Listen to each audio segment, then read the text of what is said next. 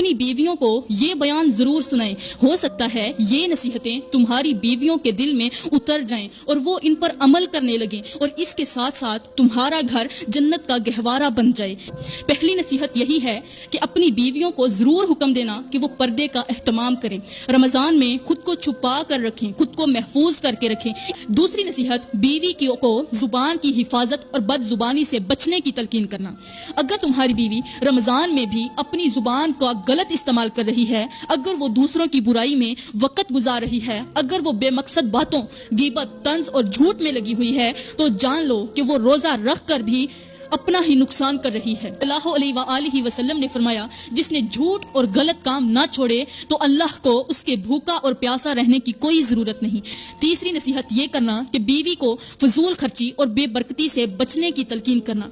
अगर तुम्हारी बीवी रमजान में भी फजूल खर्ची कर रही है, अगर वो हर चीज में इसराफ करती है, अगर उसका दिल दुनिया की जर्क बर्क में उलझा हुआ है, अगर वो रोजे रखती है, रोजे की बरकतों को छोड़कर बाजारों में भाव ताव करती है, तो जान लो कि वो अपने ही हाथों से रहमतों को खो रही है। प्यारे भाइयों, अब चौथी नसीहत, बीवी को इबादत में सुस्ती और वक्त के ज़िया से बचने की तलकीन करना।